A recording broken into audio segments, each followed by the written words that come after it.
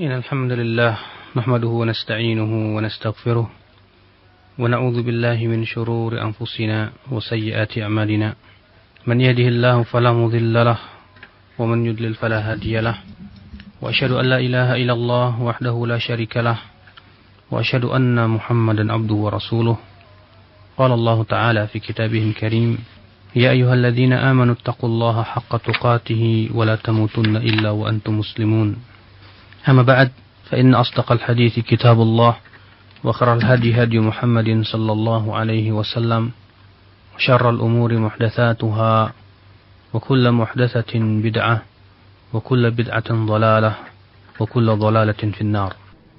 أيها الإخوة, kita melanjutkan kajian kita yaitu manhaj al-Imam Asy-Syafi'i rahimahullah di dalam menetapkan akidah.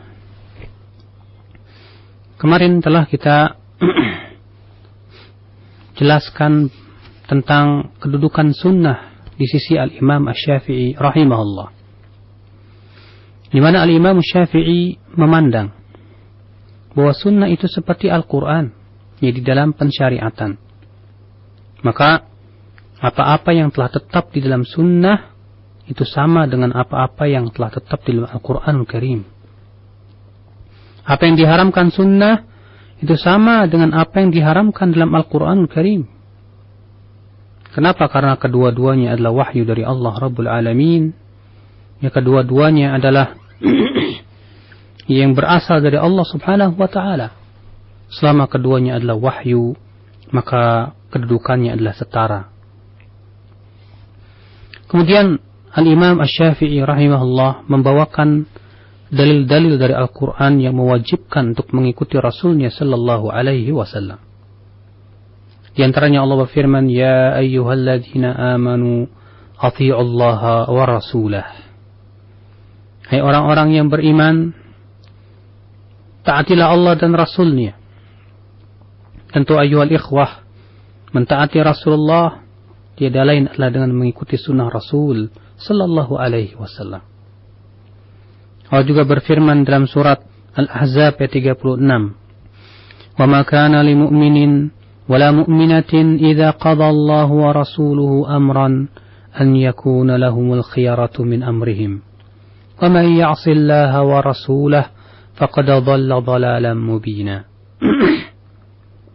Dan tidaklah layak bagi seorang mukmin, tidak pula mukminah, ya, apabila Allah dan Rasulnya memutuskan suatu keputusan, mereka mencari pilihan yang lain dari diri mereka sendiri.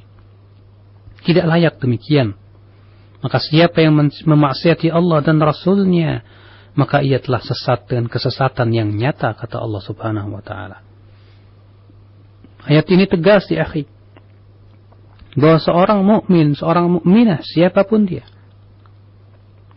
ya, apabila Allah dan Rasulnya telah memutuskan suatu keputusan, sebuah perkara, kewajiban dia adalah sami'na wa ata'na.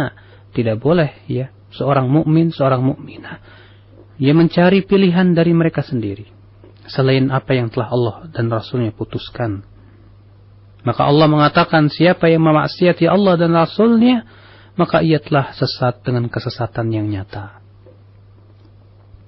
Allah juga berfirman dalam surat An-Nisa ayat 59, Ya ayyuhalladzina amanu athi'ullaha wa athi'ur rasula wa ulil amri minkum fa in tanaza'tum fi syai' farudduhu ila Allahi war rasul in kuntum tu'minuna billahi wal yawmil akhir dzalika khairu wa ahsanu ta'wila.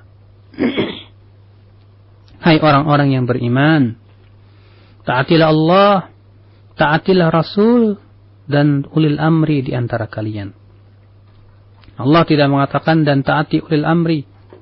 Mengapa demikian? Karena ketaatan kepada ulil amri mengikuti ketaatan kepada Allah dan Rasulnya. Kemudian Allah berfirman, فَإِن تَنَازَعْتُمْ فِي شَيْءٍ, dan jika kalian berselisih pada syai', ya, pada sesuatu apa saja, karena syai' di sini nakirah dan nakirah itu maknanya umum. Maka apabila kalian berselisih pada segala sesuatu, farudduhu ilallahi war rasul, maka kembalikan kepada Allah dan Rasulnya. In kuntum tu'minuna billahi wal yaumil akhir. Jika kalian beriman kepada Allah dan hari akhirat. Dzalika khairu wa ahsanu ta'wila. Dan itu adalah lebih baik dan lebih bagus akibatnya, kata Allah. Allah menyuruh kita kembali kepada Allah dan Rasulnya ketika terjadi ikhtilaf. Dan kembali kepada Rasulnya tentu ya akhi. Dengan cara apa? Mengikuti sunnahnya sallallahu alaihi wasallam. Allah juga berfirman, "Wa may yuti'illaha war rasul, fa ulaika ma'al ladzina an'ama Allahu 'alaihim minan nabiyyin was-siddiqin wasyuhada'i was-salihin wa hasuna ulaika rafiqa." Siapa yang mentaati Allah dan Rasul, mereka itu bersama orang-orang yang Allah berikan nikmat kepada mereka dari para nabi, para siddiqin, para syuhada, para salihin, dan mereka adalah sebaik-baiknya teman. Ya Allah menjamin siapa yang mentaati Allah dan Rasulnya, Allah akan berikan, mereka adalah orang-orang yang bersama orang-orang yang diberikan nikmat yang telah Allah sebutkan dalam surat Al-Fatihah. Ya, siratal ladzina an'amta 'alaihim ghairil maghdubi 'alaihim waladdallin. Jalannya orang-orang yang Engkau berikan nikmat kepada mereka. Siapa dia? Di sini Allah menafsirkan dalam surat An-Nisa ayat 69. Siapa yang diberikan nikmat itu? Itu para nabi, para siddiqin, para syuhada, dan para salihin. Kemudian Imam Syafi'i juga membawakan ayat-ayat yang mewajibkan kita mentaati Nabi sallallahu alaihi wasallam. Di antaranya Allah berfirman dalam surat Al-Fath ayat 1. Innal ladzina yubayyi'unaka innama yubayyi'una Allah yadullahi fawqa aydihim. Sesungguhnya orang yang membaiat engkau, sesungguhnya dia telah membaiat Allah Subhanahu wa taala. Allah mengatakan siapa yang membaiat Rasulullah berarti ia telah membaiat Allah. Dan ini sepadan dengan firman-Nya, "Wa may yuti'ir rasul faqad ata'a Allah." Siapa yang mentaati Rasul berarti ia telah mentaati Allah Subhanahu wa taala dalam surat An-Nisa ayat 80. Tadi dalam surat Al-Fath ayat 10, ya. Allah juga berfirman dalam surat An-Nisa ayat 65. Fala wa rabbik la yu'minun hatta yuhakkimuka fima shajara bainahum. ثم لا يجدوا في أنفسهم حرجا مما قضيت ويسلموا تسليما. Tidak demi Rabbmu, mereka tidak beriman. Di sini Allah meniadakan keimanan. Yang meniadakan keimanan sampai kapan? Sampai terpenuhi 3 perkara yang Allah sebutkan di sini. Hatta yuhakkimuka fima shajara bainahum. Yang pertama, sampai mereka berhukum kepada engkau dalam perkara yang diperselisihkan di antara mereka. Ya. Yang kedua, thumma la yajidu fi anfusihim haraja. Dia tidak mendapatkan rasa berat untuk menerima keputusan Rasulullah. Dan yang ketiga, ya akhi, wa yusallimu taslima. Dia benar-benar menyerahkan diri ya kepada Allah dan kepada Allah Subhanahu wa taala.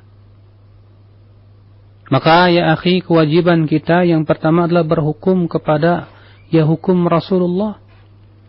Karena sesungguhnya hukum Rasulullah itu adalah sebaik-baiknya petunjuk. Sebagaimana Rasulullah sallallahu alaihi wasallam bersabda, "Wa kharal hadi hadi Muhammadin sallallahu alaihi wasallam." Sebaik-baiknya hadyu, sebaik-baiknya petunjuk adalah petunjuk Rasulullah sallallahu alaihi wasallam. Ya, kemudian yang kedua, kita tidak merasa berat dengan keputusan Rasulullah. Semua yang diputuskan oleh Rasulullah wajib kita imani. Wajib kita terima walaupun itu berat terkadang di hati kita untuk menerimanya. Ketika Rasulullah SAW mewajibkan mentaati misalnya pemerintah yang zalim, walaupun mereka mengambil harta kita, memukul kita, memang terasa berat, akan tetapi kewajiban kita terima. Dan kita mohon kepada Allah kesabaran di dalam melaksanakan ketaatan kepada kita kepada Allah Subhanahu wa taala dan Rasulnya. Kemudian yang ketiga ya akhi, kita taslim, kita ya betul-betul taslim kepada Allah dan Rasulnya, karena sesungguhnya taslim itu adalah sifat seorang muslim, dan itulah ya, dari hakikat daripada makna Islam. Seseorang ya mengatakan aslamtu lillah, artinya dia menyerahkan diri kepada Allah, artinya dia siap diatur oleh Allah, ya. Karena ketika ia menyerahkan dirinya kepada Allah, berarti ia siap diperintah, dia siap dilarang. Terkadang ya akhi, ada perkara-perkara yang menjadikan seseorang tidak bisa taslim. Kesombongan misalnya. Orang yang sombong tidak bisa taslim kepada Allah. Ya, dengki misalnya. Demikian dia tidak akan pernah bisa taslim. Hawa nafsu apalagi. Karena sesungguhnya ia adalah merupakan ya modal orang-orang yang bangkrut. Orang yang senantiasa mengikuti hawa nafsu abadan tidak akan pernah bisa taslim, tidak akan pernah dia bisa ya akhi bisa menyerahkan diri kepada Allah dengan sebenar-benarnya penyerahan. Ikhwatal Islam, di antaranya juga Allah berfirman, فَلْيَحْذَرِ الَّذِينَ يُخَالِفُونَ عَنْ أَمْرِهِ أَنْ تُصِيبَهُمْ فِتْنَةٌ أَوْ يُصِيبَهُمْ عَذَابٌ أَلِيمٌ. Dalam surat An-Nur ayat 63. Hendaklah waspada orang-orang yang menyelisihi perintahnya untuk ditimpa fitnah atau ditimpa azab yang pedih, kata Allah. Di sini Allah ya memperingatkan orang-orang yang beriman. Ya, waspadalah orang-orang yang menyelisihi perintah Allah itu. Ya, ancaman terhadap setiap orang yang menyelisihi perintah Allah, perintah Rasulnya sallallahu alaihi wasallam. An amrihi, ya di sini perintahnya di sini kembali kepada Rasul. Ya. Berarti orang yang menyelisihi perintah Rasulullah, seperti orang yang melakukan bid'ah, seperti orang yang melakukan maksiat, maka diancam dengan dua perkara apa? Antusibahum fitnah, ditimpa fitnah. Imam Ahmad bin Hanbal ketika menafsirkan makna fitnah, beliau berkata, tahukah kamu apa itu fitnah? Yaitu syirik. Barangkali seseorang ketika menyelisihi perintah Rasulullah akan ia jatuh pada dirinya atau ada sesuatu di hatinya kecondongan kepada kesyirikan. Ya, karena sesungguhnya ayyuhal ikhwah menyelisihi perintah Rasul akan menyeret ia kepada apa? Kepada maksiat yang lainnya. Ya, semakin diseret, semakin dia menyelisihi perintah Rasul, semakin ia dekat kepada kesyirikan. Lihat misalnya, ya kebanyakan orang yang suka berbuat bid'ah diseret oleh iblis, akhirnya apa? Membolehkan tawasul kepada apa? Kepada mayat yang sudah mati. Akhirnya jatuh kepada kesyirikan, mengagungkan kuburan-kuburan yang katanya kuburan para wali. Ya. Au yusibahum adzabun alim, atau yang kedua akan ditimpa musibah yang pedih, azab yang pedih. Na'udzubillah. Di antaranya juga firman Allah dalam surat An-Nur, إنما كان قول المؤمنين إذا دعوا إلى الله ورسوله ليحكم بينهم أن يقولوا سمعنا وأطعنا وأولئك هم المفلحون ومن يطع الله ورسوله ويخشى الله ويتقه فأولئك هم الفائزون. Sesungguhnya ia perkataan atau sikap kaum mukminin apabila dipanggil kepada Allah dan Rasulnya untuk berhukum, ya di antara mereka berkata sami'na wa ata'na. Allah menyebutkan bahwa sifat kaum mukminin adalah apabila dipanggil kepada Allah dan Rasulnya untuk berhukum di antara mereka dengan hukum Allah dan Rasulnya, mereka berkata sami'na wa ata'na, kami mendengar, kami taat. Wa ulaika humul muflihun, merekalah orang-orang yang beruntung, kata Allah Subhanahu wa taala. Barang siapa yang mentaati Allah dan Rasulnya, yang takut kepada Allah, yang bertakwa kepada Allah, maka merekalah orang-orang yang sukses, kata Allah. Kemudian Al-Imam Syafi'i berkata, fa'alamallahu an-nasa fi hadhihi al-ayah anna du'aahum ila Rasulillah liyahkuma bainahum du'aan ila hukmillah. Maka di sini Allah memberitahu kepada manusia dalam ayat ini bahwa seruan mereka kepada Allah, ya, menyeru mereka kepada Rasulullah agar berhukum di antara mereka adalah sama dengan seruan kepada hukum Allah Subhanahu wa taala. Li'anna al-hakima bainahum Rasulullah sallallahu alaihi wasallam. Karena yang menghukumi di antara mereka Rasulullah sallallahu alaihi wasallam. Wa idza sallamu li hukmi Rasulillah, apabila mereka telah menyerahkan diri terhadap hukum Rasulullah, fa innama yasallamu li hukmihi, berarti ia telah yang menyerahkan diri kepada hukum Allah Subhanahu wa taala. Bi fardillah, ini dengan perintah Allah, dengan kewajiban Allah. Wa annahu a'lamahum anna hukmahu hukmuhu, dan bahwasanya Allah memberitahu bahwa hukum Rasul itu sama dengan hukum Allah. Ala makna iftiradhihi hukmahu, ay hukma Rasulillah sallallahu alaihi wasallam, artinya ya diwajibkan kita mengikuti hukumnya, yaitu hukum Rasulullah sallallahu alaihi wasallam.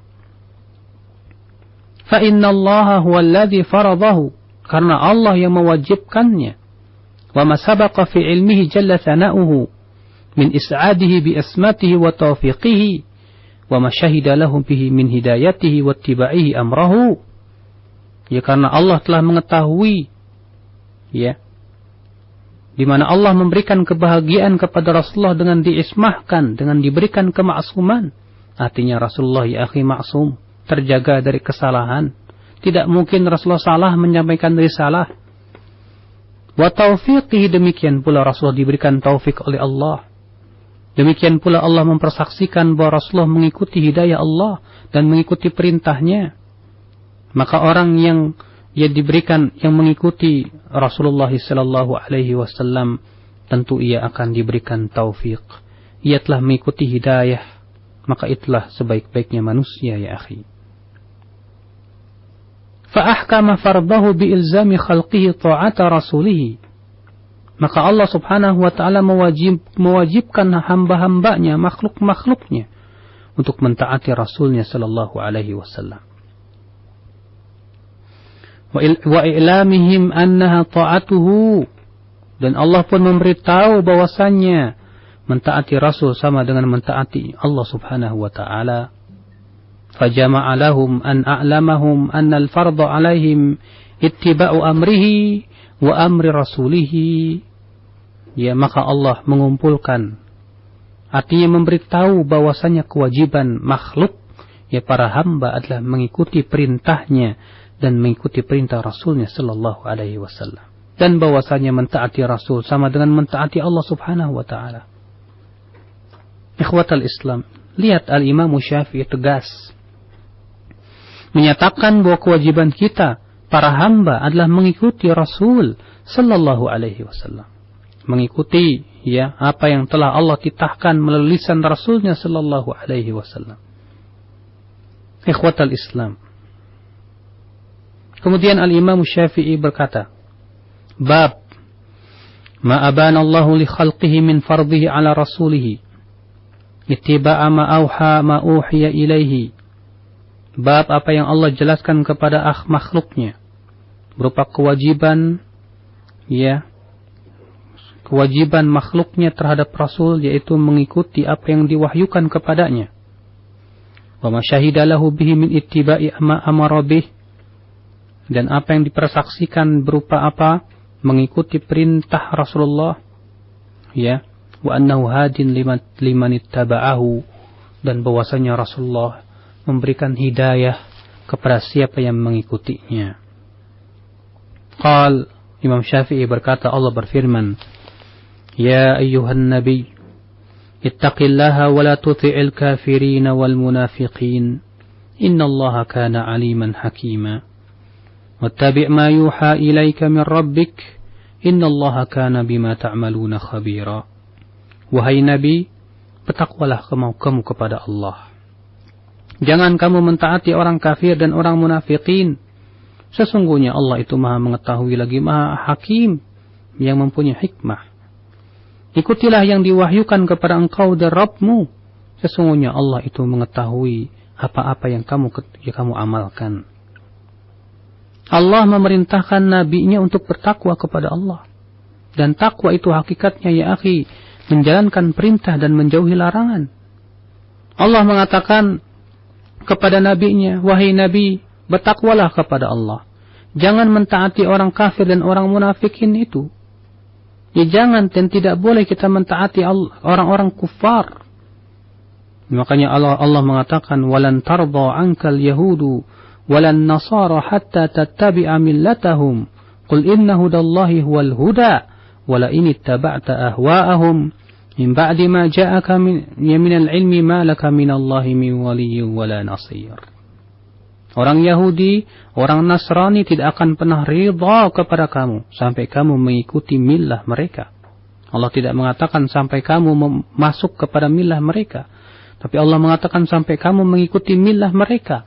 Artinya ya akhi, orang Yahudi, orang Nasrani sangat senang ketika kaum muslimin menapaki jejak kaki mereka. Ya. Katakan hai Muhammad, petunjuk Allah itulah sebaik-baiknya petunjuk. Kalau engkau mengikuti hawa nafsu mereka, yaitu orang Yahudi dan Nasrani, setelah jelas kepada kamu, setelah datang kepada kamu ilmunya, maka Allah tidak akan pernah menjadi wali engkau, tidak pula menjadi penolong engkau. Ya. Siapa saja yang mentaati orang kafir dengan cara bertasyabuh dengan mereka, demikian pula orang munafik, Allah tidak akan menolong dia. Kemudian Allah berfirman, wattabi' ma yuha ilaik. Ikuti apa yang diwahyukan kepadamu dari Rabbmu. Sesungguhnya Allah ya mengetahui, khabirun, yang akan mengabarkan apa yang kamu amalkan. Allah juga berfirman dalam surat Al-An'am ayat 106, ittabi' ma uhiya ilaika min rabbik la ilaha illa huwa wa'rid 'anil musyrikin. Ikutilah apa yang diwahyukan kepada engkau hai Muhammad dari Rabbmu. Tidak ada ilah yang berhak disembah kecuali Dia, dan berpalinglah dari orang-orang musyrikin. Allah juga berfirman dalam surat Al-Jathiyah, ثم جعلناك على شريعة من الأمر فاتبعها ولا تتبع أهواء الذين لا يعلمون. Ayat yang ke-18. Kemudian kami jadikan engkau hai Muhammad di atas syariat dari perintah. Maka ikutilah dan jangan mengikuti hawa nafsu orang-orang yang tidak mengetahui itu. Ya kewajiban kita ya akhi, ya mengikuti syariat yang Allah turunkan kepada Rasulnya. Jangan kita mengikuti hawa nafsu orang-orang yang tidak mengetahui. Kita hidup di dunia kalau hanya sebatas mengikuti keridhaan manusia, hawa nafsu manusia, abadan kita tidak akan pernah bisa mentaati Allah dan Rasulnya. Ya, berapa banyak orang-orang yang mencari keridhaan manusia, mengikuti keinginan dan hawa nafsu manusia. Akhirnya apa yang terjadi? Agama yang dikorbankan. Dia tidak peduli. Akhirnya dia halalkan yang haram. Ya dia bolehkan yang bid'ah dan yang lainnya. Wallahul musta'an. Kata Imam Syafi'i, fa'alama Allahu rasulahu mannahu alaihi bima sabaqa fi ilmihi min ismatihi iyyahu min khalqihi. Di sini Allah Subhanahu wa taala yang memberitahukan kepada Rasulnya kenikmatan yang Allah berikan kepadanya. Ya. Di mana Allah Subhanahu wa taala menjaga Rasulullah dari makhluk-makhluknya. Allah berfirman dalam surat An-Nisa Al-Maidah ayat 67, ya ayyuhar rasul balligh ma unzila ilaika min rabbik wa in lam taf'al fama ballaghta risalatah wallahu ya'simuka minan nas. Wahai Rasul, sampaikan apa yang diturunkan kepada engkau dari Rabbmu. Jika engkau tidak melakukannya, berarti engkau tidak menyampaikan risalahnya, dan Allah akan menjagamu dari manusia. Di sini, ya Allah memerintahkan Rasulullah untuk menyampaikan. Dan Rasulullah telah menyampaikan semua risalahnya. Karena Rasulullah tidak mungkin khianat. Rasulullah itu amanah. Maka semua kebaikan telah disampaikan oleh Rasulullah. Semua yang menyampaikan ke surga telah disampaikan oleh Rasulullah. semua yang sifatnya buruk telah disampaikan oleh Rasulullah sallallahu alaihi wasallam. Semua yang menyebabkan seseorang itu masuk ke dalam api neraka telah disampaikan oleh Rasulullah sallallahu alaihi wasallam. Maka dari itulah ya akhi, ayat ini juga merupakan celaan terhadap orang-orang yang berbuat bid'ah. Ya, karena orang yang berbuat bid'ah sama saja mengatakan bahwa Rasulullah belum menyampaikan risalah secara sempurna. Sehingga butuh untuk dibikin-bikin suatu macam ibadah lagi yang dia lisannya seakan-akan berkata begini, ini ibadah yang belum disampaikan oleh Rasulullah, ya, yang kemudian saya ada-adakan. Makanya benar kata Imam Malik rahimahullah, man ibtada'a fid dini bid'atan faqad za'ama anna Muhammadan khana risalah. وذلك لأن الله عز وجل يقول اليوم أكملت لكم دينكم فما لم يكن يومئذ دينا لم يكن اليوم دينا. Siapa yang berbuat bid'ah sama saja ia mengklaim atau menuduh Rasulullah mengkhianati risalah. Iya, sama saja menuduh bahwa Rasulullah tidak menyampaikan risalah secara sempurna. Subhanallah. Kata Imam Syafi'i, wa syahida lahu jalla thana'uhu bistimsakihi bima amara bihi wal huda fi nafsihi wa hidayati man ittaba'ahu. Dan Allah yang mempersaksikan untuk Rasulnya bahwa Rasulnya yaitu Muhammad sallallahu alaihi wasallam berpegang kepada apa yang Allah perintahkan kepadanya, di mana petunjuk itu ada pada dirinya dan memberikan hidayah kepada orang yang mengikutinya. Allah berfirman dalam surat Asy-Syura ayat 52, "Wa kadzalika auhayna ilaika ruham min amrina ma kunta tadri mal kitabu walal iman walakin ja'alnahu nuran nahdi bihi man nasha'u min ibadina wa innaka latahdi ila siratin mustaqim."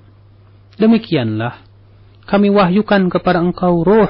Di sini maksudnya ruh yaitu Al-Qur'an dari perintah kami. Di sini Allah menyebut, menamai Al-Quran sebagai ruh, ya, karena ia memberikan kehidupan pada ruh manusia. Ma kunta tadri, tadinya engkau tidak mengetahui apa itu Alkitab, apa itu Al-Iman. Walakin akan tetapi ja'alnahu nuran nahdi bihi man nasha'u min ibadina. Kami jadikan ia yaitu Al-Quran sebagai cahaya. Dengan cahaya itu kami berikan hidayah siapa yang kami kehendaki dari hamba-hamba kami. Wa innaka latahdi ila siratim mustaqim. Dan sesungguhnya engkau hai Muhammad memberikan hidayah kepada jalan yang lurus. Allah mengatakan bahwa Al-Quran ini adalah cahaya yang Allah berikan hidayah kepada siapa yang Allah kehendaki dari hambanya.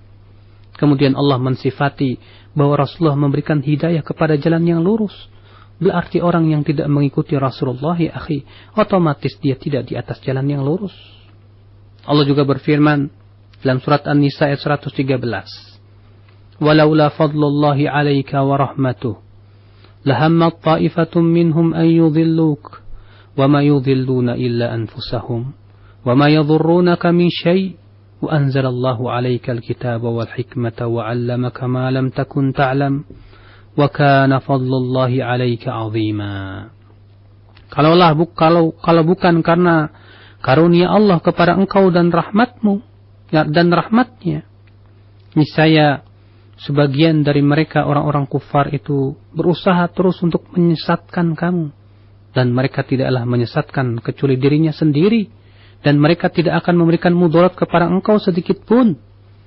Dan Allah turunkan kepada engkau Alkitab dan hikmah, dan Allah mengajarkan kepada engkau apa-apa yang sebelumnya engkau tidak mengetahuinya, dan adalah karunia Allah kepada engkau itu banyak sekali, agung sekali.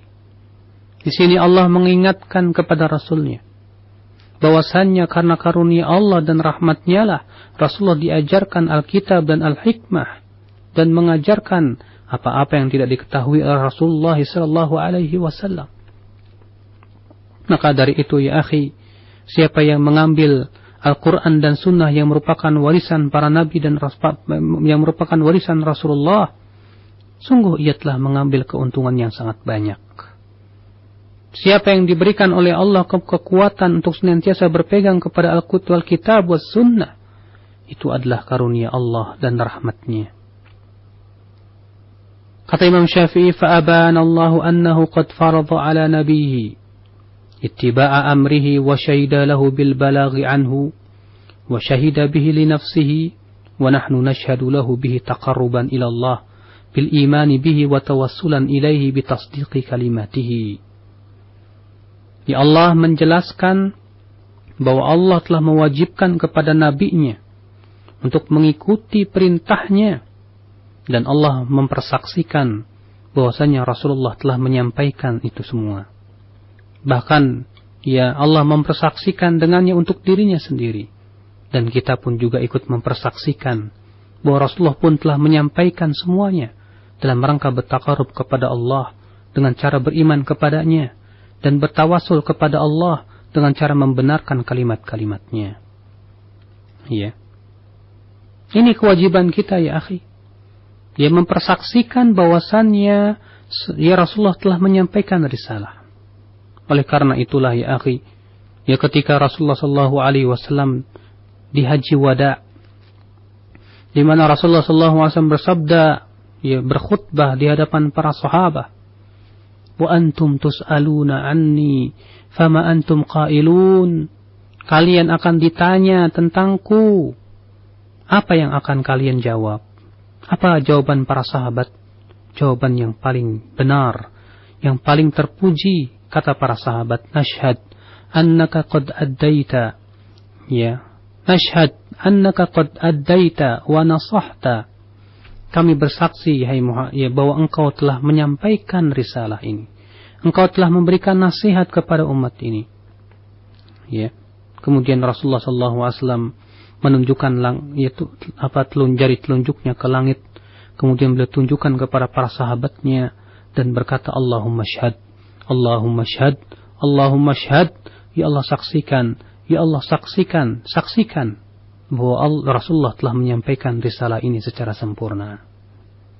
Berkata al-Imam Syafi'i, wa fi syahadatihi lahu bi annahu yahdi ila siratin mustaqim, sirat Allah wa syahadah bi ta'diyati risalatihi, dan di dalam persaksian Allah terhadap Rasulullah, di mana Rasulullah memberikan hidayah kepada siratal mustaqim, itu jalannya Allah subhanahu wa ta'ala, wa syahadah bi ta'diyati risalatihi, demikian pula persaksian Allah bahwasanya Rasulullah telah menyampaikan risalahnya, mengikuti perintahnya. Wa fima wasaftu min fardhihi ta'atahu wa ta'kidahu iyaha fil ayah, dzakartu ma aqama Allah bil hujja ala khalqihi bit taslim li hukmi Rasulillah sallallahu alaihi wasallam wa ittiba'i amrihi.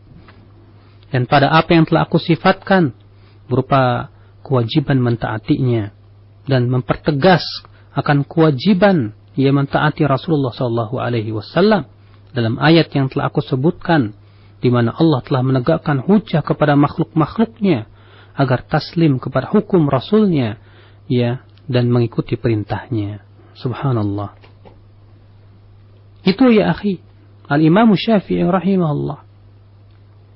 Makanya al-Imam Syafi'i rahimahullah, ya, adalah orang yang paling kuat berpegang kepada sunnah.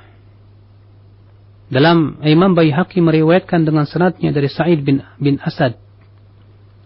Berkata Sa'id bin Asad, qultu li Syafi'i, aku berkata kepada Imam Syafi'i rahimahullah, ma taqulu fi hadits ru'yah, apa pendapatmu hai Syafi'i mengenai hadis ru'yah, bahwa Allah terlihat nanti di hari kiamat? Faqala li, maka Imam Syafi'i berkata kepada Sa'id bin Asad ini, apa kata Imam Syafi'i? Ya ibn Asad, hai anak Asad, yaqdi alayya, nisbatkan kepadaku, hayitu au mitu, ketika aku hidup ataupun aku sudah mati, inna kulla hadithin sahih yasihu an Rasulillah sallallahu alaihi wasallam fa inni aqulu bihi wa illam yablughni, bahwa setiap hadis yang sahih dari Rasulullah sallallahu alaihi wasallam, maka itulah pendapatku walaupun belum sampai kepadaku. Subhanallah. Imam Syafi'i mengatakan nisbatkan kepadaku. Artinya mazhab Imam Syafi'i itu adalah berpegang kepada hadis yang sahih. Berarti setiap pendapat beliau yang bertentangan dengan hadis yang sahih harus kita buang. Dan pendapat hadis yang sahih itulah mazhab Imam Syafi'i. Dan juga Imam Baihaqi meriwayatkan dengan sanadnya kepada Al-Humaydi, ia berkata, Sa'ala rajulun asy-Syafi'iyya bi Misr an mas'alatin fa'aftah. Ada seseorang bertanya kepada Imam Syafi'i di Mesir tentang suatu pertanyaan. Lalu Imam Syafi'i ia memberikan fatwa dan menyampaikan bahwa Nabi SAW bersabda tentang itu. Apa ya kata orang ini? Ataqulu bihada? Hai Syafi'i, apa engkau berpendapat dengan hadis itu? Apa yang terjadi? Imam Syafi'i berkata, Ara'aita fi wasati zunnara atarani kharajtu minal kanisah? Apa kamu kira apa kamu melihat aku ini memakai pakaian kebesaran pendeta? Apa kamu melihat aku ini keluar dari gereja? Aku qala Nabi sallallahu alaihi wasallam, ya aku menyampaikan sabda Rasulullah, kemudian engkau malah berkata kepadaku, apakah engkau berpendapat dengan pendapat ini? Ya, subhanallah. Dalam satu riwayat yang lain, Imam Syafi'i farta'ada Syafi'i wasfarra launahu. Yang mendengar perkataan dia yang mengatakan apakah engkau berpendapat dengan hadis ini, maka Imam Syafi'i langsung bergetar, ya, dan wajahnya menjadi kuning dan berkata, waihak, celaka kamu, ayu ardin taqilluni wa ayu sama'in tadhilluni, idza rawaitu an Rasulillah sallallahu alaihi wasallam syai'an falam aqul bih. Bumi mana yang mau menjadi pijakan aku, dan langit mana yang mau menaungiku jika aku meriwayatkan dari Rasulullah sallallahu alaihi wasallam ternyata aku tidak berpendapat dengan hadis Rasul sallallahu alaihi wasallam. Na'am, ala ra'si wal ainain, kata beliau, ya, di atas kepala dan dua mata. Ya, subhanallah. Lihat ya akhi, bagaimana Al-Imam Syafi'i rahimahullah. Imam Syafi'i pernah juga berkata, ya, dalam kitab Adabus Syafi'i, mata rawaitu an Rasulillah sallallahu alaihi wasallam hadithan wa lam akhudh bihi fa ushhidukum anna aqli qad dhahab. Ya, kapan saja aku meriwayatkan dari Rasulullah suatu hadis dan ternyata aku tidak mengambil hadis itu, tidak berpendapat dengan hadis itu, maka saksikan bahwa akalku ini telah hilang, kata Imam Syafi'i. Subhanallah. Ikhwatal Islam, ya, makanya Imam Syafi'i saking mengagungkannya hadis, beliau senantiasa bertanya kepada ahli hadis. Imam Syafi'i suka bertanya kepada Imam Ahmad tentang hadis yang sahih, padahal Imam Ahmad muridnya Imam Syafi'i, akan tetapi dalam masalah hadis Imam Ahmad lebih alim daripada Imam Syafi'i. Apa kata Imam Syafi'i kepada Imam Ahmad? Idza sahha indakum al-hadis an Nabi sallallahu alaihi wasallam faqulu hatta adhhab ilaih. Kalau ada suatu hadis yang sahih yang menurut kalian dari Nabi sallallahu alaihi wasallam, tolong sampaikan sehingga aku bisa berpendapat dengan hadis tersebut. Ya. Dalam satu riwayat yang lain Imam Syafi'i berkata kepada Imam Ahmad, antum a'lamu bil hadits war rijal minni, fa idza kana al hadits sahih fa'alimuni. Ya, kamu lebih tahu, ya, kalian lebih tahu tentang hadis dan perawi-perawi hadis dariku, kata Imam Syafi'i. Kalau ada hadis yang sahih, tolong beritahu aku. Ya, baik itu berasal dari Kufah atau Basrah atau Syam, sehingga aku bisa berpendapat ya kepadanya jika ternyata hadis itu hadis yang sahih. Mafhumnya hadis yang tidak sahih Imam Syafi'i tidak mau berpegang. Ya, makanya ya mazhab Imam Syafi'i adalah hadis yang sahih. Dan beliau tidak memperbolehkan untuk mengamalkan hadis dhaif walaupun dalam masalah fadilah amal. Ya. Makanya Imam Syafi'i ya akhi terkenal sebagai nasirus sunnah, pembela sunnah Nabi sallallahu alaihi wasallam. Sampai-sampai Imam Ahmad berkata, "Ma ra'aitu atba' lil athar min asy-Syafi'i." Aku tidak pernah melihat ada orang yang sangat mengikuti sunnah dari Imam Asy-Syafi'i rahimahullah. Ya, beliau Imam Syafi'i pembela athar-athar. Ya. Subhanallah. Ikhwatal Islam, a'azani Allah wa iyyakum. Itulah al-Imam Syafi'i. Maka kewajiban kita adalah menapaki jejak kaki Imam Syafi'i rahimahullah. dengan kita hanya fanatik kepada Allah dan Rasulnya. Adapun perkataan-perkataan ulama ataupun manusia, maka kita lihat apakah sesuai dengan perkataan Allah dan Rasulnya atau tidak. Bila tidak, maka kita buang jauh-jauh ya akhi. Naam. Demikian di Khotal Islam, sesi materi dari kajian kitab Manhaj Imam Syafi'i di dalam penisbatan akidah. Dan untuk selanjutnya kembali kita membuka sesi tanya jawab. Kita angkat untuk yang pertama dari penelpon terlebih dahulu. Assalamualaikum. Waalaikumsalam warahmatullahi. Silakan ke inti pertanyaannya langsung Pak. Dari mana Pak? Dengan Bapak Kadri di Cikarang. Ya, silakan ke inti pertanyaannya Pak. Ya, assalamualaikum Ustaz. Waalaikumsalam warahmatullahi.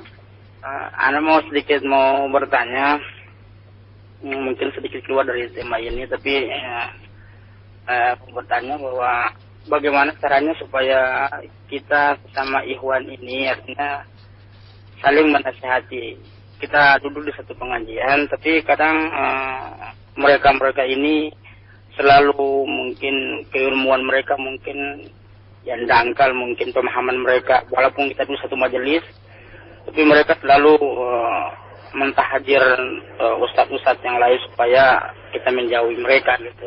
Itu aja Ustaz. Assalamualaikum warahmatullahi wabarakatuh. Waalaikumsalam warahmatullahi wabarakatuh.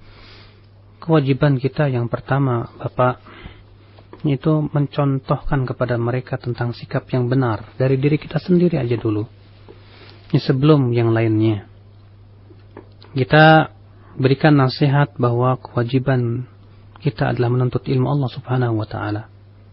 Jangan dulu disibukkan dengan mentahdzir fulan wa fulan, membicarakan Ustadz Anu dan Una Anu. Karena seperti itu ya terkadang menyebabkan hati seseorang itu keras.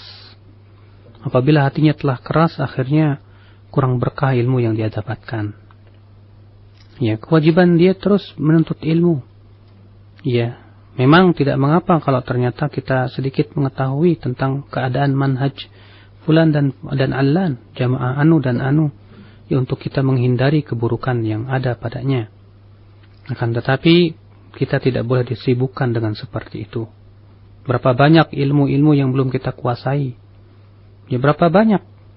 Ya apakah kita sudah belajar dan menguasai kitab Thaharah misalnya, kitab salat, kitab zakat, kitab puasa, kitab haji?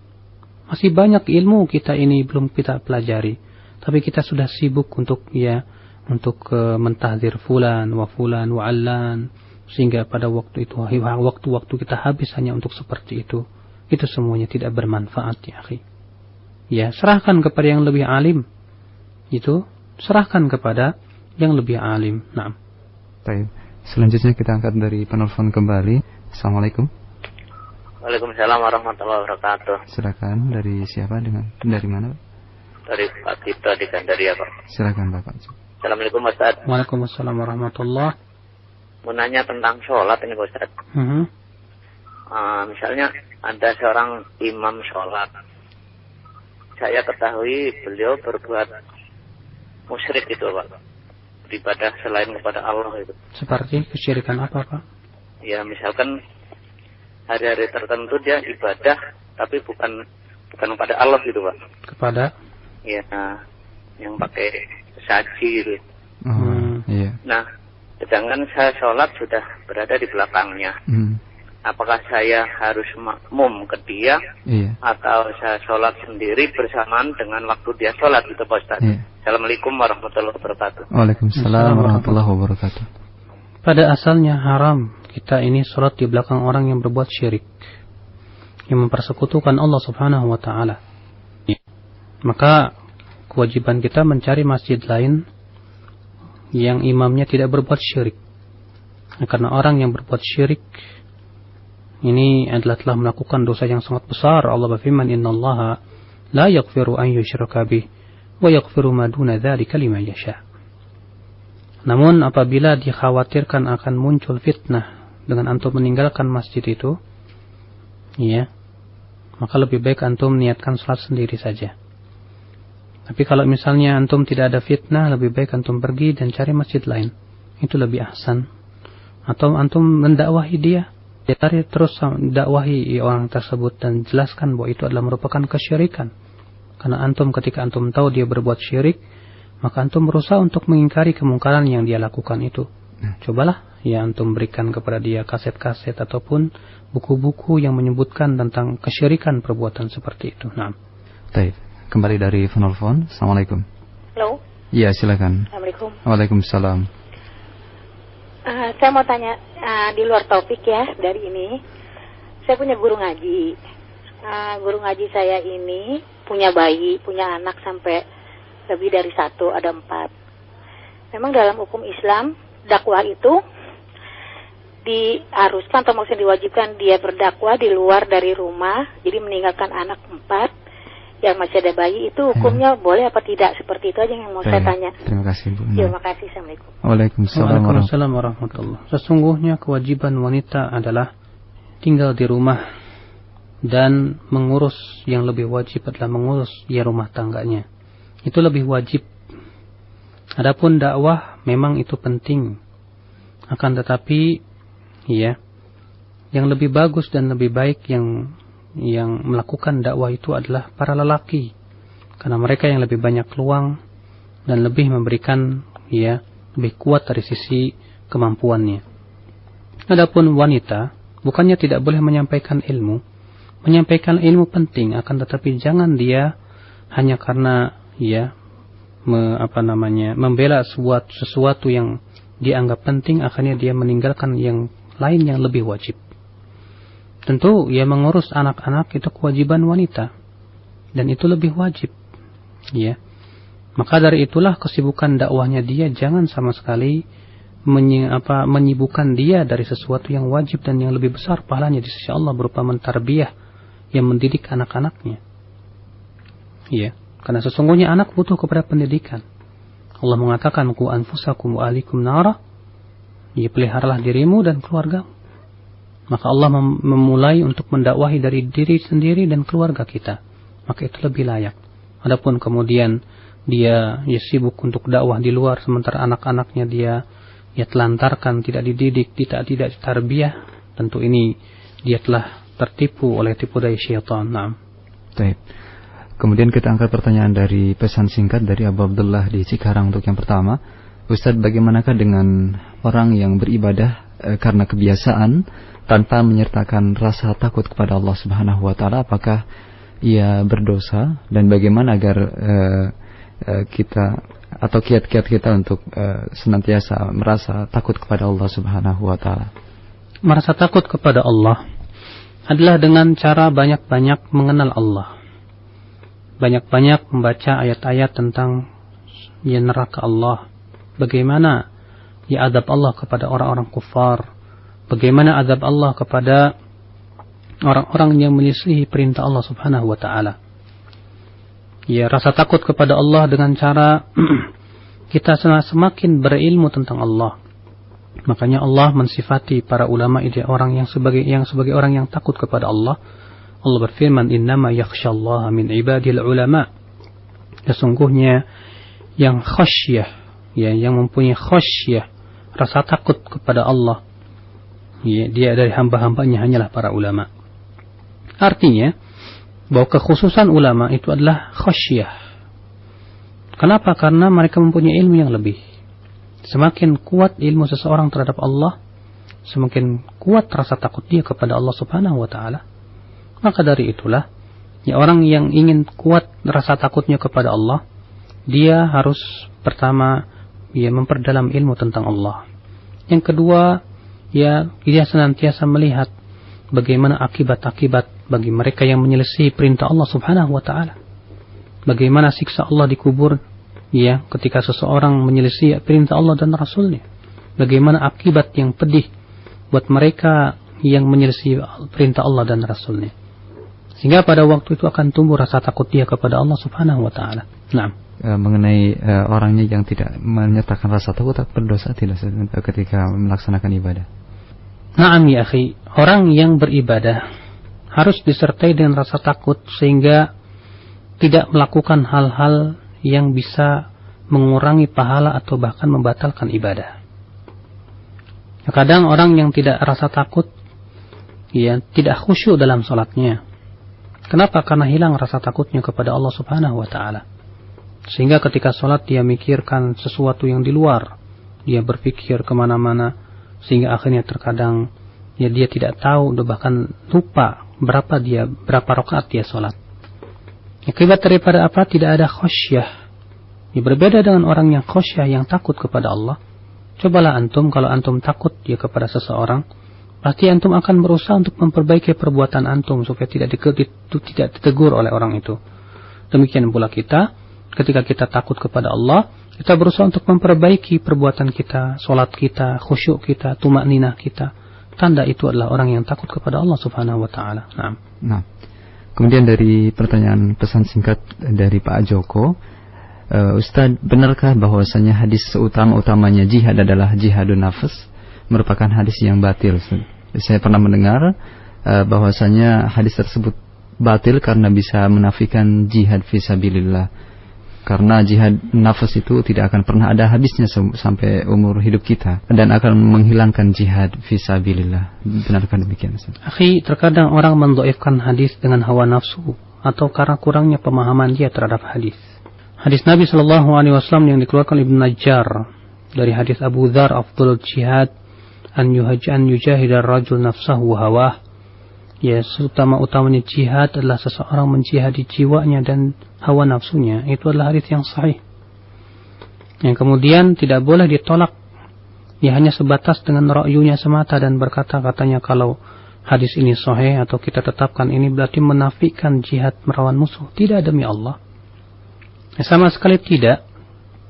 Ya, karena sesungguhnya hadis-hadis tentang masalah jihad itu ada beberapa makna.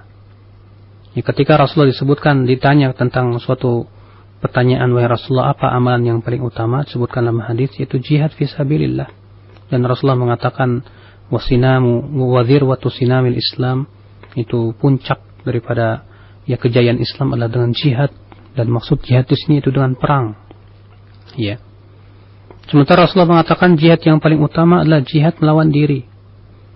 Nah, tentu ya sebuah keutamaan itu disesuaikan dengan keadaan. Ya, tatkala kata Ibnu Qayyim Al-Jauziyah mengupas di dalam kitab beliau Madarijus Salikin, tatkala telah dikumandangkan jihad di mana musuh menyerang kaum muslimin, ya, di mana pada waktu itu ya imam memerintahkan seseorang untuk pergi berjihad, maka yang paling afdal bagi dia adalah jihad. Ketika jihad itu menjadi fardu ain baginya, maka itulah seutama-utamanya amalan. Dan yang harus difahami, kata Ibnu Qayyim, bahwa ya jihad melawan diri itu adalah pokok daripada jihad melawan musuh. Artinya, seseorang tidak akan mungkin ya bisa mau keluar berjihad melawan musuh kalau ternyata dirinya sendiri tidak dijihadi. Bagaimana ya dia akan bisa menjihadi musuh sementara dirinya sendiri tidak menjihadinya sendiri? Karena ya akhi, berjihad melawan musuh itu butuh kepada kesabaran, ya, capek dan yang lainnya. Orang yang tidak menempa dirinya dengan menjihadi diri, tidak akan mungkin dia bisa menjihadi musuh. Sehingga pada waktu itu pondasi jihad melawan musuh adalah jihad melawan diri kita sendiri. Ya, bukan berarti ketika kita berbicara bahwa jihad yang paling utama adalah jihad melawan diri itu, kemudian kita menafikan jihad melawan musuh, abadan. Ini perkataan orang yang tidak memahami ya bagaimana para ulama mengkompromikan ayat-ayat atau hadis-hadis Nabi Sallallahu Alaihi Wasallam, sehingga akhirnya apa yang terjadi, dia mendhaifkan hadis yang sahih hanya karena hawa nafsunya atau karena ya dangkalnya pemahaman dia. Ini jelas ya akhi sebuah kesalahan yang fatal. Nah, baik, kita angkat kembali dari penelpon. Assalamualaikum. Waalaikumsalam. Dari mana? Nino Kalideres. Silakan Pak. Ini saya mau nanya Pak Ustadz. Saya biasanya sholat di musola yang nggak ada kuburannya. Tapi setelah itu nggak buat jamaah di situ. Nggak ada jamaahnya Pak ya? Iya. Jadi kita sholat di masjid yang ada kuburannya. Itu bagaimana Pak Ustadz? Iya Pak. Ya. Pertama, para ulama bersepakat dari seluruh madhab, baik madhab Syafi'i, Maliki, Hambali, Hanafi, bahwa sholat yang di masjid yang ada kuburannya itu hukumnya dosa besar. Imam Syafi'i tegas mengatakan bahwa sholat yang di masjid yang ada kuburnya dosa besar. Namun terjadi ikhtilaf para ulama. Apakah sah sholatnya atau tidak? Imam Syafi'i berpendapat sah, namun ia telah melakukan dosa yang besar sekali. Ya, Imam Ahmad bin Hanbal menyatakan tidak sah. Kenapa? Karena larangan itu kembali kepada larangan sholat di masjid, dan tujuan daripada sholat di masjid adalah tujuan dibangunnya masjid adalah untuk sholat. Ya, maka larangan itu kembali kepada zat perbuatan, sehingga beliau berpendapat tidak sah sholat di situ. Jadi jangan kemudian Bapak malah pindah kepada yang lebih berat. Ya, kalau memang ternyata tidak diadakan jamaah di musala Bapak, kemudian Bapak mau pergi ke masjid sana juga ternyata ada kuburannya, ya lebih baik Bapak menunggu sebentar sampai mereka sholat berjamaah bersama-sama. Karena toh mengakhirkan waktu Isya itu kan sebuah keutamaan di sisi Allah, sebagaimana Rasulullah SAW mengatakan, laula an usyqa ala ummati li'innaha waqtuha. Kalaulah, kata Rasulullah, aku tidak memberatkan umatku, sesungguhnya inilah waktunya yang paling utama untuk sholat Isya, yaitu diakhirkan. Nah, dari penelpon kembali kita angkat. Halo. Halo. Iya, silakan. Assalamualaikum. Halo, assalamualaikum. Waalaikumsalam warahmatullahi wabarakatuh. Silakan, Pak. Halo, saya Rizal dari Tanjung Priok. Ya, silakan. Mau tanya, untuk syariat sunat pada wanita itu ada tuntunannya atau tidak, Pak Ustaz? Karena menurut kedokteran itu tidak diperbolehkan saat ini. Terima kasih. Assalamualaikum warahmatullahi wabarakatuh. Waalaikumsalam warahmatullahi wabarakatuh. Khilaf para ulama dalam masalah ini. Sebagian mengatakan sunnah, sebagian mengatakan wajib. Adapun yang mengharamkan berarti ia telah mengharamkan sesuatu yang Allah perintahkan. Jelas ini dosa yang sangat besar. Khilaf para ulama hanya terjadi menjadi dua saja, antara sunnah atau wajib. Dan sunnah itu bukan sesuatu yang yang harus ditinggalkan. Adapun kemudian fatwa-fatwa ataupun keputusan para dokter ini yang mengatakan katanya tidak boleh wanita tidak boleh disunat karena mengurangi hak-hak mereka, ini semuanya adalah alasan-alasan syaitaniyah, alasan-alasan yang digembar-gemborkan oleh orang-orang Yahudi. Kenapa? Karena orang Yahudi tahu bahwa yang merusak suatu umat itu wanita, dan wanita kalau tidak disunat syahwatnya akan tinggi sekali. Sehingga akhirnya akan merebak syahwat, akan merebak kesesatan, kefahisyah, zina dan yang lainnya. Ini adalah merupakan salah satu rencana-rencana orang-orang Yahudi dan Nasara untuk merusak umat Islam ini. Maka sesungguhnya ayyuhal ikhwah, mengikuti sunnah Rasul, mengikuti manhaj Islam itulah sebaik-baiknya yang diperintahkan oleh Allah, sebaik-baiknya petunjuk. Adapun petunjuk para dokter yang bertentangan dengan petunjuk Allah dan Rasulnya tidak boleh kita taati. Ini hakikatnya adalah merupakan penentangan kepada perintah Allah dan Rasulnya. Nah, kemudian untuk selanjutnya kita angkat pertanyaan dari pesan singkat dari Ummu Hasan. Ustaz, bolehkah kita mengambil kesimpulan dari ayat-ayat Al-Quranul Karim dengan hanya melihat artinya saja tanpa rujukan kitab tafsir? Tidak diperbolehkan ya akhi. Kesimpulan kita pasti kesimpulan berdasarkan keilmuan kita. Iya. Sesungguhnya ayat-ayat Al-Quran ada yang sifatnya mutasyabihat, ada yang muhkamat, dan ini kebanyakan ayat-ayat. Kalau ayat-ayat itu berhubungan dengan surga dan neraka, targhib dan tarhib, kebanyakan memang muhkamat bisa difahami. Ya, namun ketika kita menyimpulkan suatu perkataan bahwa ini begini hukumnya begini, sementara kita bukan ahlinya, bukan ahli dalam mengistimbat hukum, tidak pula kita pernah belajar usul fikih, tidak pula kaidah fikih, tidak pernah pula kita merujuk tafsir para ulama, maka tidak diperbolehkan. Kita bukan ahli dalam beristimbat. Mengimani surga dan neraka benar, kita wajib imani. Apa yang telah Allah terangkan dalam Al-Quranul Karim berupa surganya, berupa nerakanya, bagaimana adabnya, itu langsung difahami atau orang-orang awam bisa memahaminya. Tapi dalam beristimbat hukum, maka orang awam kewajiban dia adalah fas'alu ahla dzikri in kuntum la ta'lamun, tanyalah kepada ahlinya jika kamu tidak tahu.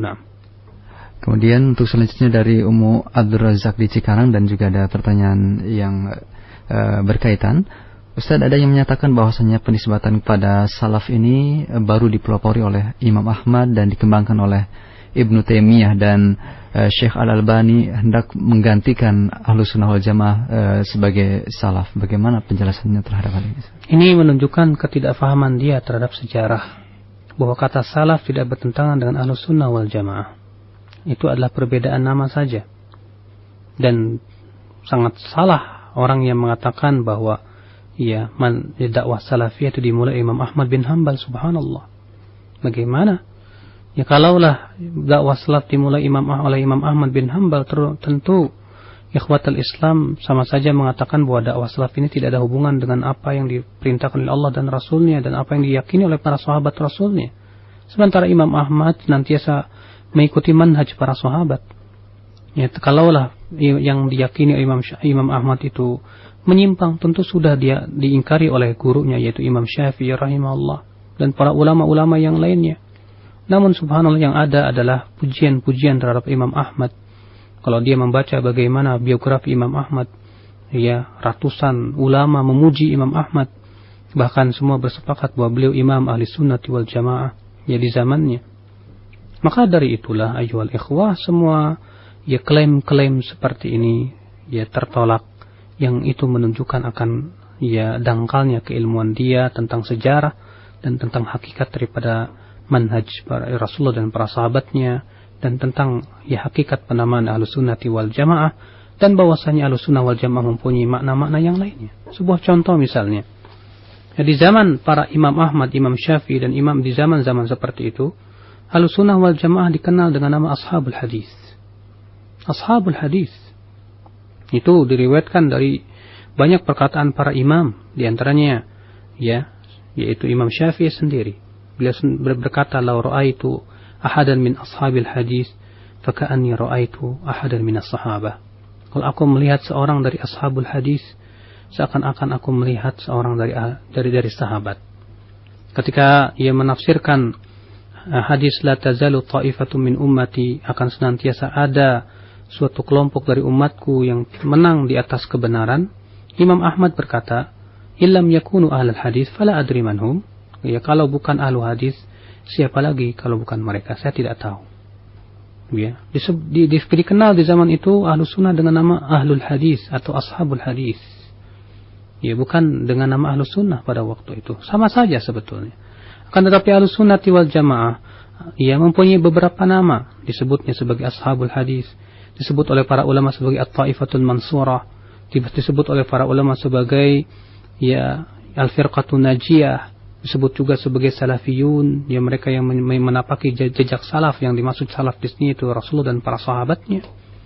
Ya, karena kata-kata salaf ini sudah diucapkan juga dari generasi tabi'ut tabi'in yang lebih tua dari Imam Ahmad seperti Imam Al-Auza'i. Ya. Bahkan Rasulullah bersabda kepada Fatimah anaknya, "Khairus salaf ana laki." Sebaik-baiknya salaf untukmu adalah aku. Naam. Baik. Selanjutnya dari Ibu Bakhitah di Tangerang. Ustaz barakallahu fikum, apakah termasuk kesyirikan bila kita berkonsultasi bisnis atau perdagangan dengan seseorang yang biasa disebut sebagai kiai, yang kemudian kita diberikan air untuk diminum, kemudian air itu didoakan terlebih dahulu untuk menambah kepercayaan diri dalam perdagangannya? Apakah hal ini bisa tergolong ke dalam kemusyrikan, Ustaz? Pertama, bahwa itu perbuatan yang tidak pernah dilakukan Rasulullah, tidak pula para sahabatnya, tidak pula para tabi'in, tidak pula imam yang 4, tidak pula imam-imam setelahnya. Semua ini adalah ya bid'ah yang diadakan oleh mereka. Yang kedua, bila dia meyakini bahwa ya airlah yang menjadikan perdagangannya laris, maka jelas dia jatuh kepada kesyirikan. Karena sesungguhnya tidak ada yang bisa memberikan manfaat dan mudarat kecuali Allah. Bila orang itu berkata ini sebatas syariat saja, ya, kita katakan syariat harus sesuai dengan syariat Allah dan Rasulnya. Maka sesungguhnya ya apabila kita ingin berbisnis, kewajiban dia adalah mempelajari bagaimana fikih-fikih jual beli yang telah disyariatkan oleh Allah dan Rasulnya. Adapun kemudian tata cara bagaimana menjadikan bisnis kita laku, ya kita harus usaha. Segala sesuatu harus diusahakan dengan mempelajarinya, bukan dengan air atau yang lainnya. Air tidak menjadikan sesuatu laku atau tidak. Ya, dia bertawakal kepada Allah, hendaknya menyerahkan semuanya kepada Allah sambil memohon kepada Allah dan berdoa. Adapun kemudian dibacakan padanya ayat Al-Quran, dibacakan pada air, dan katanya disemburkan ke tempat dagangan atau yang lainnya, itu bisa bikin laku. Jelas ini kesyirikan, karena ia meyakini air itulah yang memberikan ya larisan dagangnya itu. Nah. Kemudian dari pendengar kita, Pak Wahyu di Purwakarta, bagaimanakah nasihat Ustaz apabila seorang muslim mendapati lingkungan tempat tinggalnya jauh dari nilai-nilai dinul Islam, akan tetapi juga untuk beramar ma'ruf sangat tidak mempunyai kemampuan? Mohon penjelasan. Akhi, sesungguhnya sebaik-baiknya tempat buat kita adalah tempat yang kita mempunyai tetangga yang saleh. Kata Rasulullah, 4 kebahagiaan seorang hamba. Yang pertama, istri yang salihah. Yang kedua, rumah yang luas. Yang ketiga, kendaraan yang tidak mogok. Yang keempat adalah tetangga yang saleh. Bila kita mempunyai lingkungan yang jauh dari Islam, lingkungan yang bejat muatnya, jauh daripada alim ulama, jauh dari ilmu, itu musibah buat kita. Maka orang seperti ini disyariatkan, bahkan sangat ditekankan untuk hijrah. Sebab ya, pendidikan terhadap diri dan keluarga harus diperhatikan. Juga demikian pula pendidikan terhadap anak-anaknya. Allahumma kecuali bila dia mampu untuk mewarnai masyarakatnya, dia mampu berdakwah kepada masyarakatnya, dan mampu membawa mereka, ya maka itu adalah sebuah kebaikan. Tapi kalau ternyata dia malah diwarnai, dia terseret, anak-anaknya pun juga terbawa pergaulan yang buruk, itu musibah buat dia. Lebih baik dia mencari sebuah pemukiman yang di situ banyak orang-orang salehnya, yang di situ tersebar ilmu, di situ ada ulamanya, sehingga kita betul-betul bisa menimba ilmu itu, dan kita pun bisa tenang dalam beribadah kepada Allah Subhanahu wa taala. Nah. Kemudian dari penelpon kembali kita angkat. Assalamualaikum. Assalamualaikum warahmatullahi wabarakatuh. Waalaikumsalam warahmatullahi. Silakan, dari mana? Jangan di Gunung Putih. Silakan. Mau tanya Ustaz, sebagai orang awam kita kan salah satu caranya untuk mengikuti mengetahui sunnah Rasul adalah membaca buku. Misalkan tentang buku-buku yang berisi hadis-hadis yang tentunya yang maunya yang hadis sahih seperti itu. Nah, untuk sebagai orang awam tuh kadang-kadang kita bacanya kan buku terjemahan. Nah, itu kadang-kadang suka bingung kalau kita ngelihat banyaknya buku gitu, yang satu mencantumkan judul sahih hadis apa, sementara yang satu tidak mencantumkan kata sahih seperti itu. Sementara kalau dilihat sebenarnya ini kayaknya penyusun asli kitabnya adalah sama-sama yang mengikuti sunnah. Supaya itu bagaimana kita menyikapinya sebagai orang awam. Demikian, terima kasih. Assalamualaikum. Waalaikumsalam warahmatullahi wabarakatuh. Iya, walaupun sama-sama mengikuti sunnah, tapi derajat pengetahuan terhadap sunnah itu berbeda-beda. Walaupun sama-sama mengikuti sunnah, terkadang para ulama pun di dalam membawakan hadis pun caranya berbeda-beda. Kalau antum baca Sunan Abu Daud, tidak disebutkan di situ, dan tidak, Imam Abu Daud tidak mensyaratkan bahwa harus semua hadis sahih dalam bukunya itu. Padahal beliau ulama besar. Namun Imam Abu Daud membawakan sanad. Dengan sanad itu dia telah melepaskan zimmah tanggungannya. Artinya periksa saja sanadnya di sini. Ada lagi imam-imam yang mengkhususkan pengumpulan hadis sahih, seperti Imam Bukhari dalam Sahih Bukharinya, Imam Muslim dalam Sahih Muslimnya. Sehingga pada waktu itu kita merasa aman bahwa dia dinyatakan sahih oleh pemilik buku itu. Maka dari itulah Bapak, kita orang awam, terkadang kita membaca buku yang di situ tidak disebutkan sahih atau dhaifnya, maka kewajiban kita tanya kepada ahlinya, apakah hadis itu sahih atau tidak. Karena Allah berfirman, "Fas'alu ahla dzikri in kuntum la ta'lamun." Apabila kita masih tidak tahu hukum hadis ini sahih atau tidak, masih meragukan dalam hati kita, jangan disampaikan.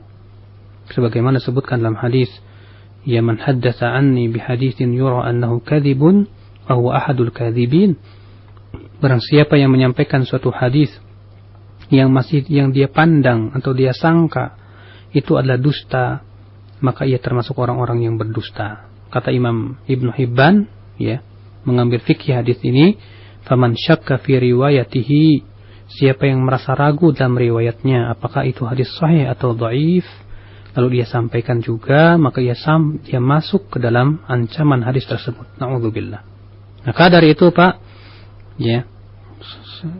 adapun untuk Sahih Bukhari dan Muslim, para ulama bersepakat akan kesahihan hadis-hadisnya, walaupun ada beberapa ahruf yasirah yang dikritik oleh para ulama. Tetapi untuk selain itu, Bapak harus berusaha untuk hati-hati. dan membeli buku-buku yang memilah hadis sahih dan hadis dhaif, sehingga pada waktu itu Bapak bisa tahu, atau Bapak tanya kepada ahlinya, para asatidzah yang mengetahui tentang hal itu. Nah. Satu pertanyaan terakhir kita angkat kembali di line telepon. Assalamualaikum. Waalaikumsalam warahmatullahi. Silakan Bapak. Saya terkait dengan zikir pagi dan petang, Ustaz ya. Apakah zikir pagi dan petang itu merupakan suatu kewajiban, Ustaz? Seperti dengan misalnya zikir pagi kan terkait dengan sholat subuh gitu, Ustaz ya. Iya. Petang dengan sholat asar. Seandainya itu tidak dibaca, apakah itu merupakan tidak merupakan suatu rangkaian dari sholat, Ustaz? Baik, cukup Bapak? Ya. Nah. Assalamualaikum, Ustaz. Waalaikumsalam warahmatullahi wabarakatuh. Ya, akhi, pertama bahwa berzikir setelah sholat asar dan berzikir setelah subuh, yang itu merupakan zikir pagi dan petang, itu ritual yang tidak termasuk dari ritual setelah sholat. Kalau dia berkata, kalau misalnya disambung seperti itu, apa tidak akhirnya masuk kepada ritual sholat? Al jawab tidak. Ya, karena Rasulullah SAW bersabda, la'an ajlisa ma'a qaumin yadhkuruna Allah. Aku duduk bersama suatu kaum yang berzikir kepada Allah setelah sholat subuh sampai matahari tinggi. Itu lebih aku sukai daripada matahari yang terbit di hari itu.